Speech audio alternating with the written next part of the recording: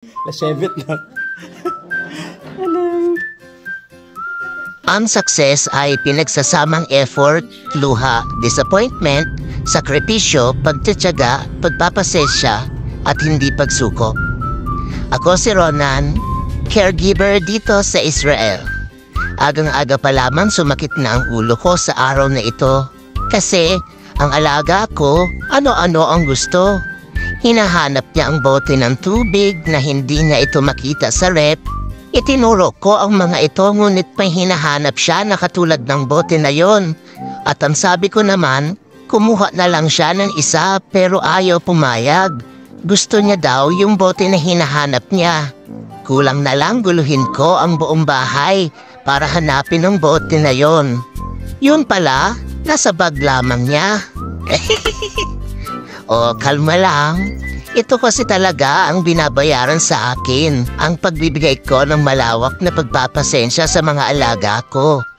Promise, minahal ko na talaga ang mga ito. Ganon kasi tayong mga Pilipino. Pag nagbigay ng puso sa trabaho, ay totoong totoo.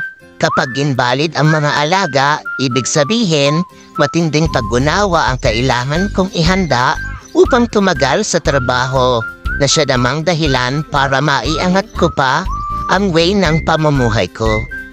Ngayong araw, naka-schedule ang pagpunta namin sa kabilang bayan ng Hercilia para bisitahin ang kapatid ng alaga ko na halos 98 years old na, pero super lakas pa. Kasi naman, ang pagkain nila super healthy na, grabing limit pa, di dapat sobra, at talagang gulay-gulay at prutas lamang dapat pala. Pinaka-crucial para sa akin ang pagmamaneho ng sasakyan, kasama ang mga matatanda. Sila kasi kinukonsider nila ang sarili nila na the best driver sila. Paulit-ulit nilang sinasabi ang mga karanasan nila nung kabataan pa nila, lalo na ang mga daan na dinadaanan nila noon na laking kaibahan na ngayon. Kapag gumagamit ako ng Waze application, rumble ang driving experience ko. Kasi ang gusto nila, daanan ay ang dating daan na sa kasalukuyan ay traffic na ngayon. Kaya ginagawan ko ng paraan para maiwasan naman. Subalit, ang kalalabasan ay matinding sisihan. Nakasama sa trabaho ko at isa pa sa kailangan kong maunawaan. Sa lahat ng aking nararanasan araw-araw, pamilya ko lagi ang aking iniisip. Pampatibay ng loob at pampatatag ng sarili kasi gusto ko makamit ang aking minimithi na balang araw maibigay ko ang magandang buhay para sa mag-ina ko.